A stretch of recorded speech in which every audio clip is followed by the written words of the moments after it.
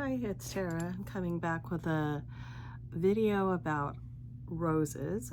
Rose perfumes. So lately I've been insane and obsessed about roses. That is probably due to the fact that I've been noticing, like over a month ago, that all the roses everywhere are just blooming beautifully. It's rained so much in California this year that the flowers are just blooming so beautifully. It's like a bounty that I've not seen for years because we've been in a terrible drought. And yeah, so roses everywhere, smelling so good. S There's something about the natural rose scent that I feel like it hasn't, no perfume can really capture it. We're just capturing kind of like just a abstract sense of it. I don't understand why we have so much technology that we still haven't been able to capture the scent of a rose.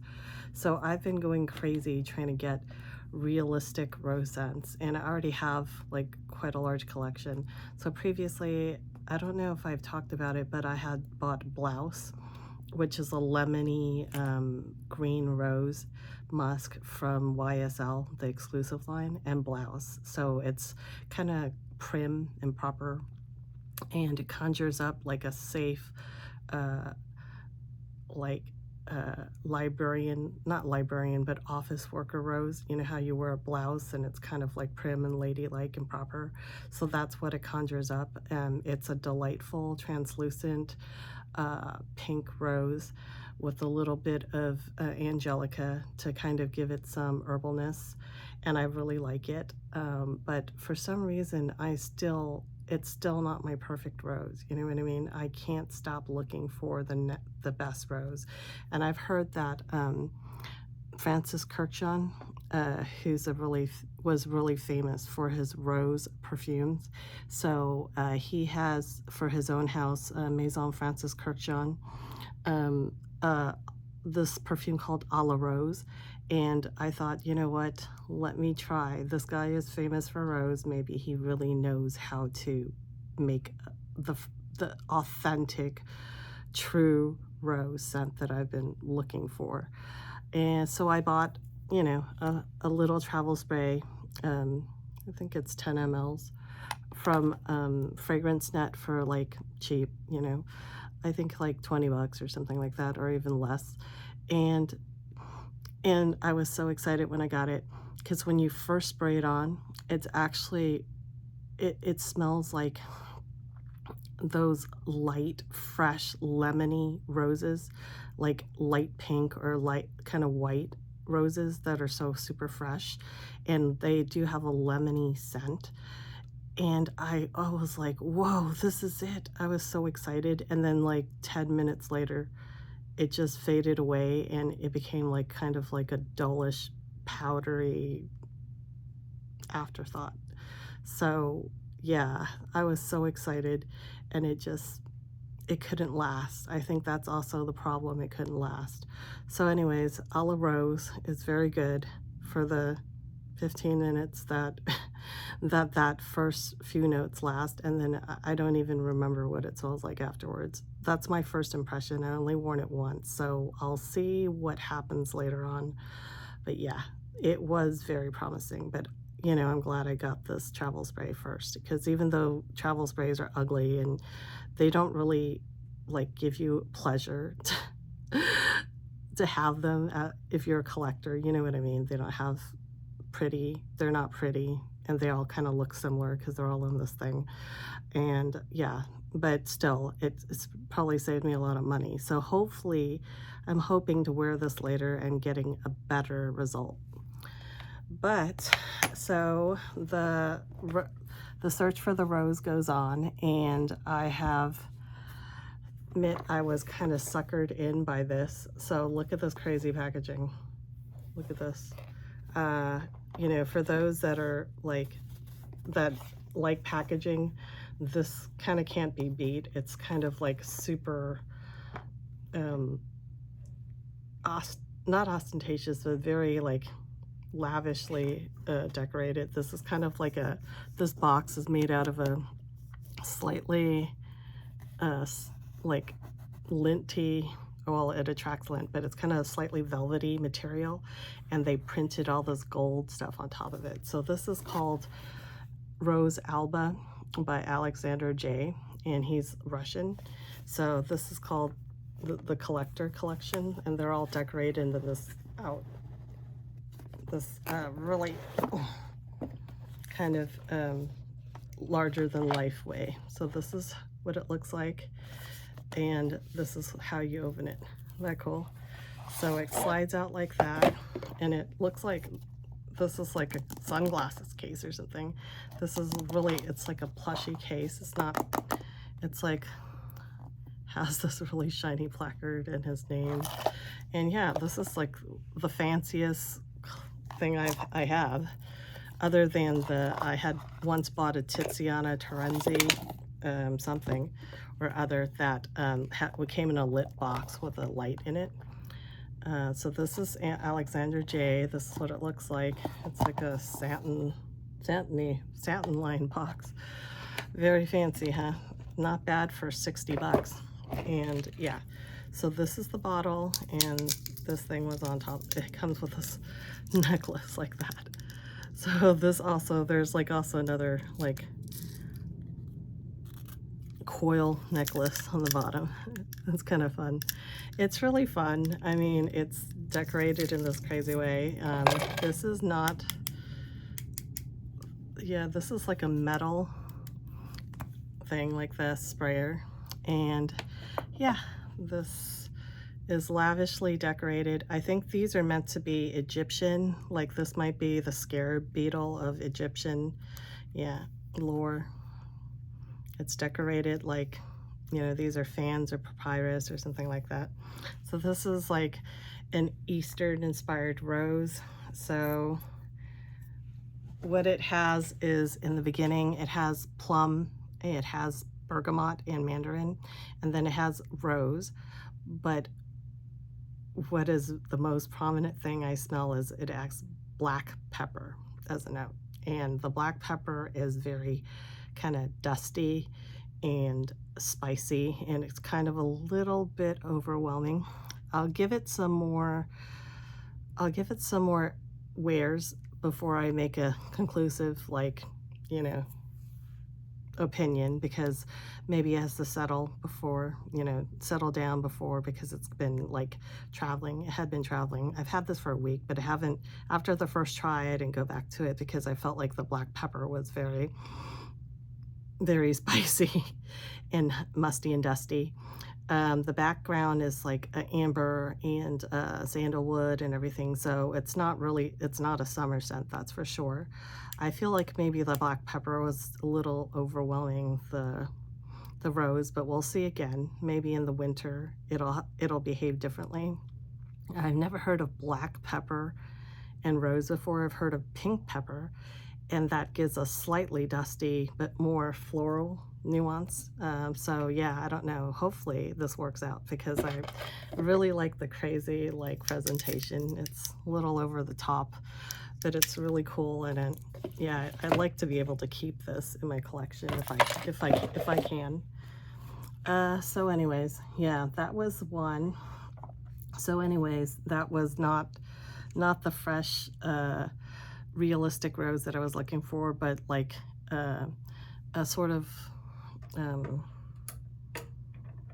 yeah, oh, that's better, but sort of like more of an oriental abstract rose. So, you know, still going on for the fresh rose. And look what I was tempted to get into getting this one. So this was going on clearance for like 40 bucks or 50 bucks or something, very cheap for a Guerlain. And this is Petite Robe Noire. Yeah, don't roll your eyes. It's like the 30th iteration or something. So this is called Ma Robe Plissee, and I think plissee means pleated or something. I could be wrong, but yeah, this one, I got this. And I got this because it said that it was not horrendously sweet like the other ones are. And I generally hate this line. The only other one that I got, I had gotten some before, and they were just too syrupy and sweet and just not up my alley. And I don't really like sweet roses generally. So yeah. So this one has a lot of nice notes, fresh fruit, apricot, and this is like a refreshing rose. It smells kind of like cherry, apricot, and it's a lot lighter than normal. And so I am very happy to have this for I think I got some of the last, it might be on the last few bottles or something. Yeah, so basically there's a sour cherry note, but it's not like your cough medicine cherry, because the apricot and the mandarin orange, it kind of like takes it out of that realm. And then immediately you have a little bit of black tea, almond, and rose. Yeah, so the base is just patchouli and white musk. So there's no like nasty syrup in this. The almond kind of makes it a little bit like slightly powdery, like almondy, but it's not gourmand by any means. And there's also black tea. It just kind of have an earthy herbal note. So mostly my impression of this is it's very fresh, fruity, in a tart, pleasant way, and it's not like your usual syrup. And it also doesn't have like a dirty patchouli base notes, because the white musk really cleans it up. So it's clean, it's fruity, it's rose, it's like young, effervescent. So I do recommend this if you like that type of perfume. I wouldn't say anything, it's not the longest lasting, but it's not the shortest lasting either. I think for 40 to 50 bucks, which is what 50 bucks or something, which is what I got it at. It's really good actually for Guerlain. Yeah, so for a nice rose, I do recommend this. The funny thing is the cheaper roses seems to be like performing better for me, or they just seem to have like better compositions than the more expensive ones.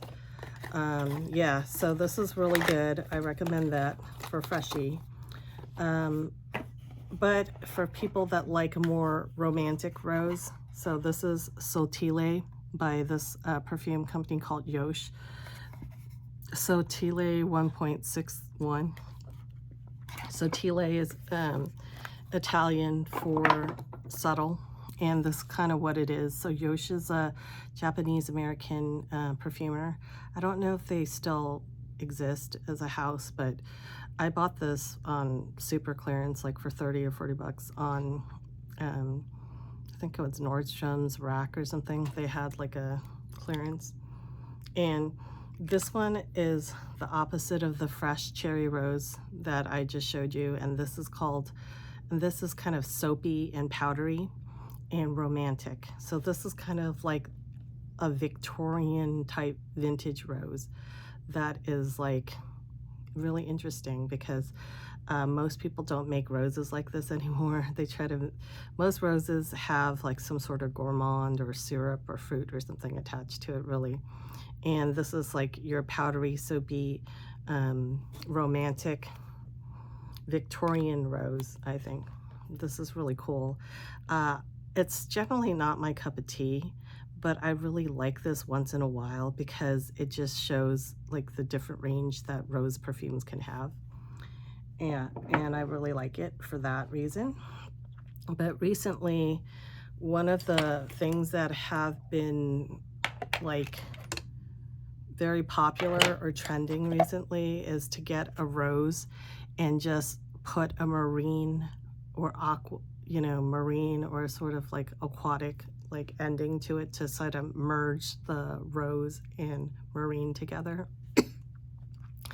So I was very curious because this one, Delina La Rosee, is like a very popular, and a lot of influencers, especially the ones that I kind of like respect and I listen to, have said that that's one of their top like rose perfumes or something. So I was tempted to rush and get like a small 30 ml bottle from Harrods for like 90 bucks or 99 bucks, which is not bad for perfume, for this brand perfume. But yes, since I've since caught the cautious, like, frugal bug, and there's like places like the Scent Split or Scent Bird or something, I decided to get like a decant just in case to check it out. So I got a decant. I have to say that Scent Bird is actually one of the slowest vendors I've ever dealt with. I actually ordered this like at the end of May, and it just came like a couple of days ago. So it took like almost like a month or 3 weeks or something to get done. So whatever. So for 30 bucks, I think I got this, or 20 something dollars, which is like a 9 or 10 mil decant, not bad. So I was very, very looking forward to this because I thought, you know, it might be the rose of my dreams, probably. And alas, first impressions is, actually, I've tried it twice. Second impressions is, it's not. Is it fresh? Yes, in a kind of metallic, aquatic, marine way. It's not, to my shock, it's not romantic. It's kind of very modern and kind of a little bit harsh for me. I feel like they didn't really bridge the fresh peachy rose, you know, fruity rose of Delina. They didn't really bridge it well with the metallic kind of marine or aquatic side.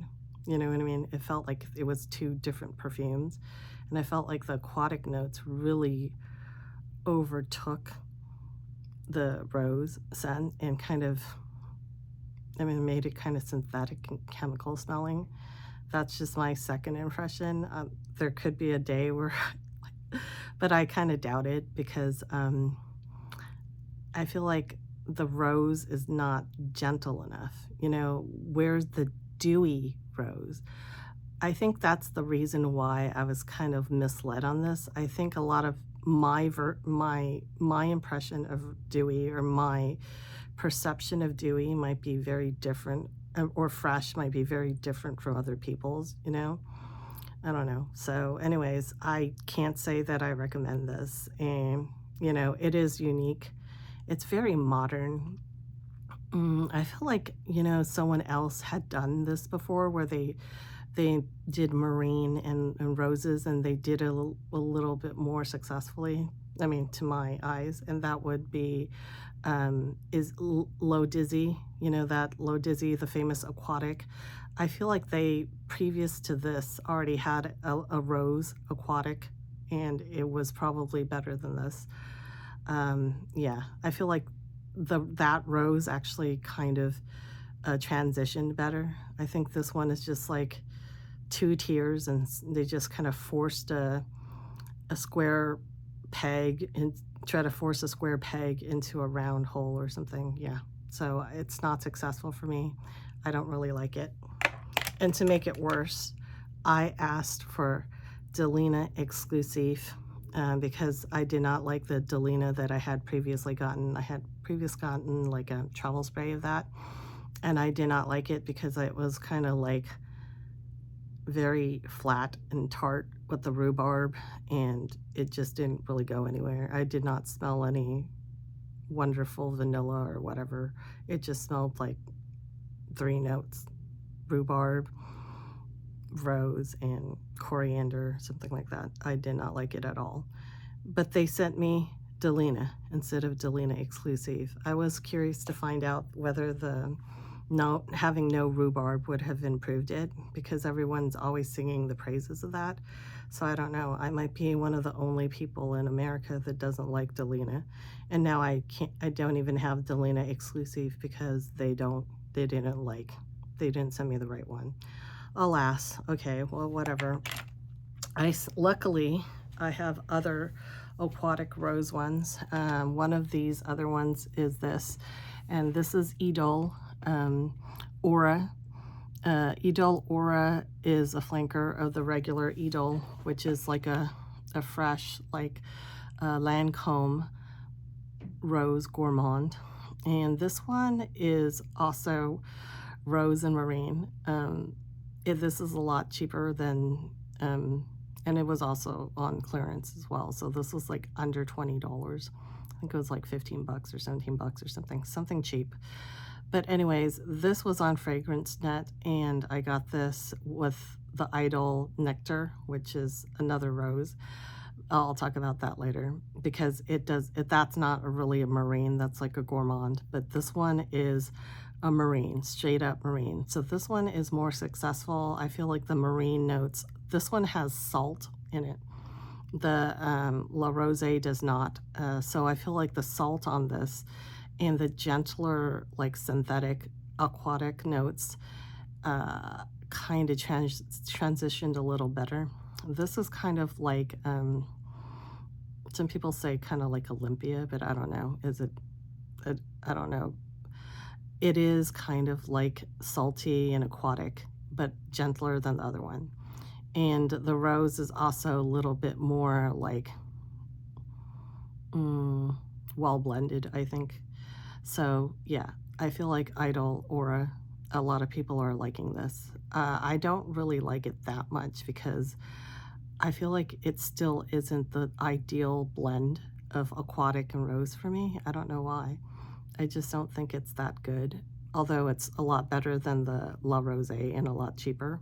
So, I mean, and this is a lot easier to try because these are available. This one is available at most Ulta maybe, or discounts, department stores and whatnot. So yeah, this isn't bad. I just don't like it as much as I like these other ones that I'll be talking about. So surprisingly, the one rose that I really like, that I feel is aquatic smelling, but it doesn't have aquatic notes. This is like an oldie. I got this for $13.50. I kid you not. $13.50 for this classic 3.4 fluid ounces. This is Calvin Klein's Escape, and I have previously talked about it before. And I had just bought this just because of nostalgia's sake. And yeah, so I generally don't really love like florals from the 80s or 90s because they generally don't smell all that realistic. They use like 30 notes to interpret like abstract compositions that's supposed to smell like flowers, but they don't generally. They just smell kind of like perfumey. So I bought this for nostalgia's sake because in high school, one of my friends wore this, and I remember enjoying smelling it on her, and I always thought it was kind of like aquatic smelling.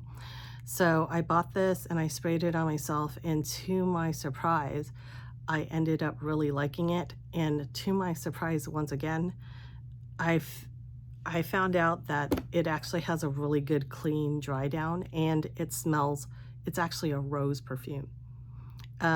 There's like 30 other notes or something, so it's not like a soliflor like rosé, like the two that I was talking about. They are much simpler and much more synthetic, I think. This is much more of a harmonious blend and smoother blend, and this one is actually like rose, but it has a little bit of carnation, so it's slightly spicy, but it smells like what is like a very smooth aquatic note. It's not salty though, like the Aura, and it's not like harsh like this. This is on the, it's not like the lightest, so I don't know if people might want to wear this for summer or anything, but these other two are not really what I call light either. They're not refreshing, that's for sure. And this isn't refreshing, but I feel like the blending in this is much more masterful than the other two. So the rose doesn't stand out like a single note, but when you think about it, it is actually rose, and the rose accord with all these other flowers and other stuff like that, even though it doesn't technically have marine or aquatic notes, it actually has, when you put them all together, it has that effect. So I ended up liking this Escape as my summer rose aquatic more than these other two, these really popular ones. And also end up liking this, the cherry one. I never thought I would like a cherry rose perfume, and I also didn't think I would ever like a Le Petite Rose Noire, Robe Noire either, but this one is like my favorite out of them both. So this one is a freshy, fruity, apricot-y one with like a light musk at the end with a little bit of cherry zing, and this one is rose, slightly vintage rose, but it's not aldehydic. I wouldn't call this aldehydic. It's like, maybe it is ahead of its time. So this is a rose aquatic to me. This is what it's coming out, and this is like $13.50. So yeah, so this is how it turned out. All the expensive ones are not good. I mean, they're not hitting out of the ballpark for me, you know what I mean? They're left me high and dry due to the harshness and unharmonious blend, and just, yeah, price tag. It's not just the price tag. I feel like even if these were cheaper than they are, I still wouldn't like them, and that's kind of like the test, you know what I mean? Like, if they can't pass that test, I still wouldn't buy them if they were cheaper. That's, you know, I would rather buy this. Even if this was more expensive, I would still buy it, is how I feel. Like, if this was like the same price as these, I feel like this is actually more worth it. And this is like better than those other two in terms of composition. So yeah, so the cheapies won over the more expensive ones this time, and hope you like this video, and hope you have a good time. Please like and subscribe. Thank you. Bye.